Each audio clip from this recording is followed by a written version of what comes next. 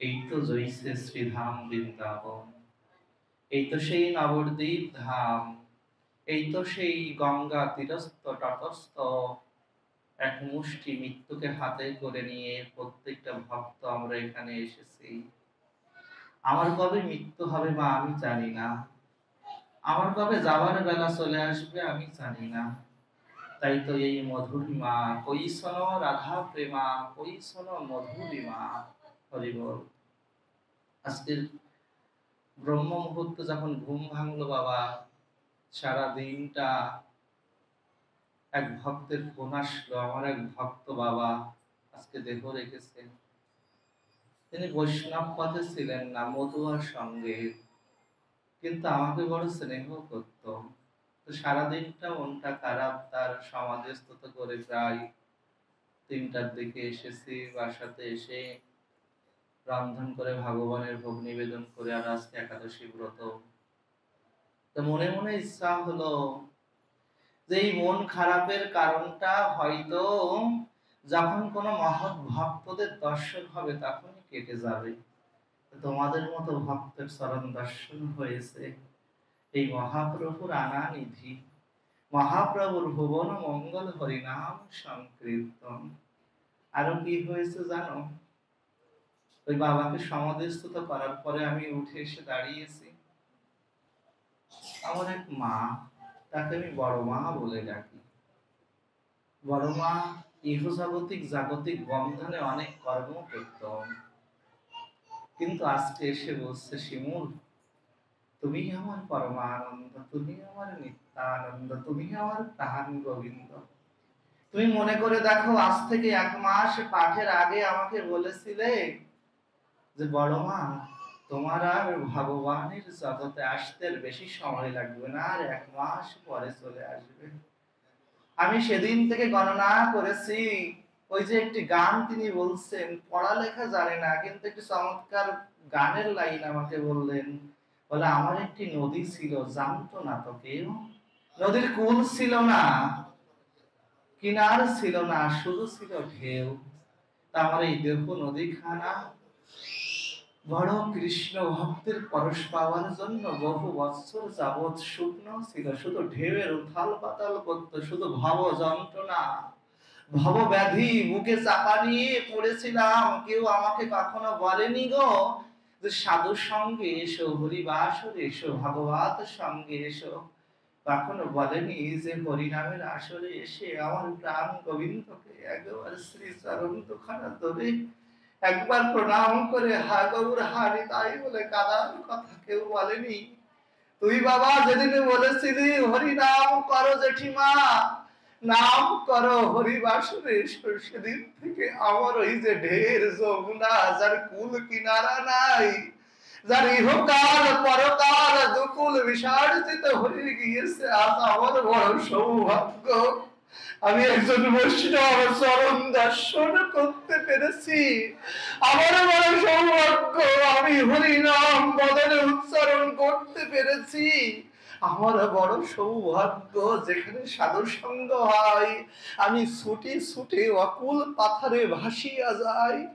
তোর মনে হয় কি জানিস, যদি কোনো ভক্ত আমাকে আলিঙ্গন করে, ওমা একবার কৃষ্ণ বল, ওমা একবার নাম বল, যদি কোনো ভক্ত আমাকে ডেকে ডেকে বলে আয় একবার হরিবাসরে যাই, তাই গৌর হরি বল বলি, সেই ভক্তকে দর্শন করে আমরা বড় মনের কালিমাটা দূর করে সেই নববৃন্দাবনে চলে যাই।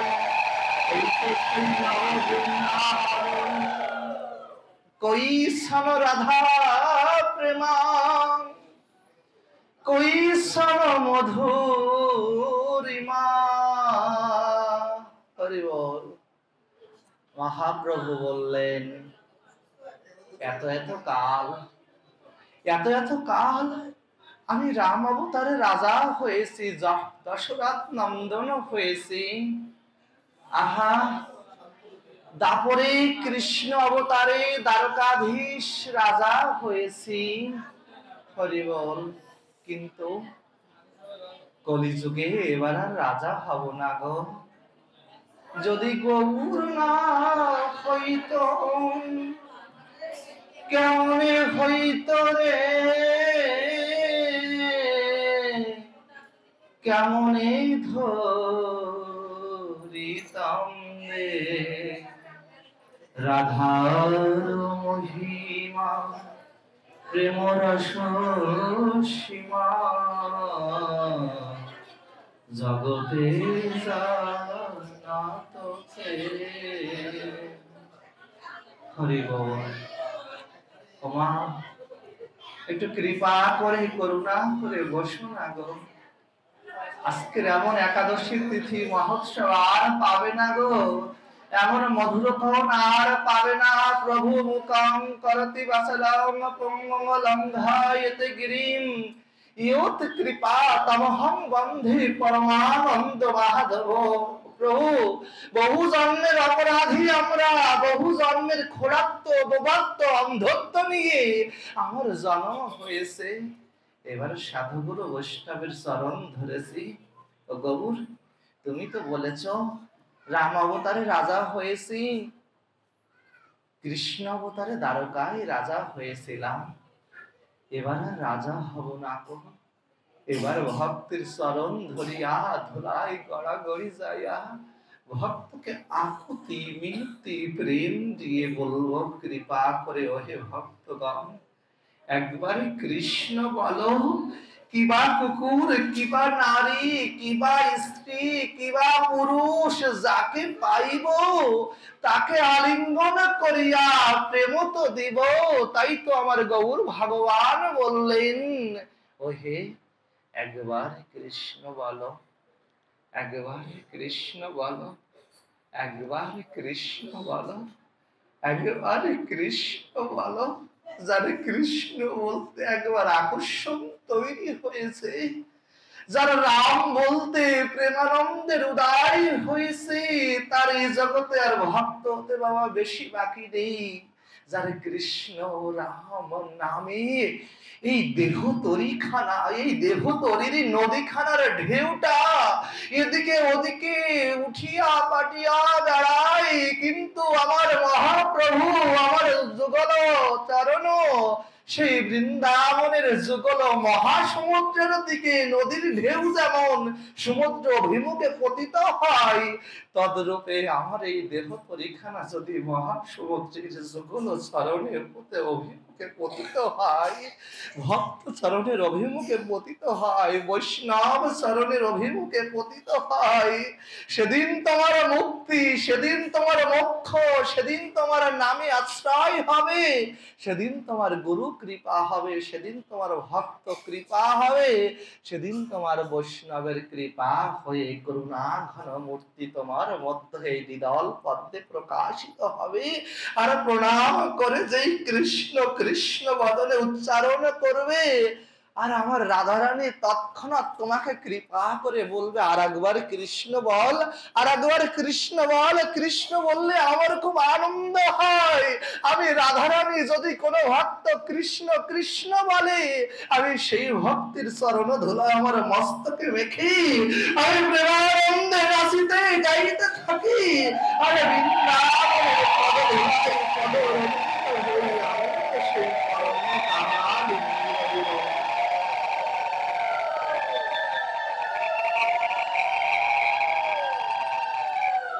তাই তো আজকের বিষয়বস্তু থাকবে কিভাবে এই ভক্ত হওয়া যায়। ভাগবতের আলোকে দশম স্কন্ধ থেকে আজকে আমরা আস্বাদন করব। কালকে রেখেছিলাম শ্রী শ্রী লক্ষ্মী দেবী, লক্ষ্মী মাতা ঠাকুরানী, তিনি তার দেহ দিয়ে স্তন কেটে কিভাবে দেহ দিয়ে ভক্তি করেছিল, আর আজকে আমরা আস্বাদন করব কিভাবে ভক্ত হওয়া যায়। হরি বল। তাই তো সর্বধর্মান পরিত্যাজ্যং মামেকং শরণং ব্রজ, অহং তং সর্বপাপেভ্যো মোক্ষয়িষ্যামি মা শুচঃ। বিদ্যানগরে রায় রামানন্দ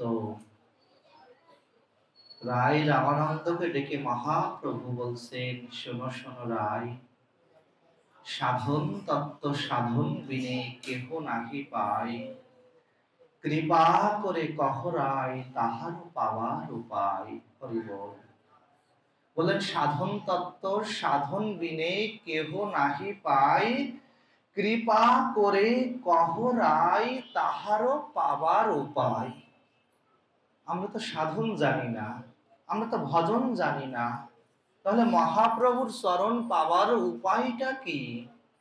তাই তো মহাপ্রভু যখন জিজ্ঞাসা করছেন, যিনি কলিযুগের ভগবান, যিনি অনাথের নাথ, যিনি পতিত উদ্ধারণ, যিনি পাপীকে উদ্ধার করবার জন্য এই বৈতরণীর পার ঘাটাই দুবাহু প্রসারিত করে রয়েছেন, শুধু আমি দেখতে পারলাম না, শুধু আমার জানার ভুল থেকে গেল।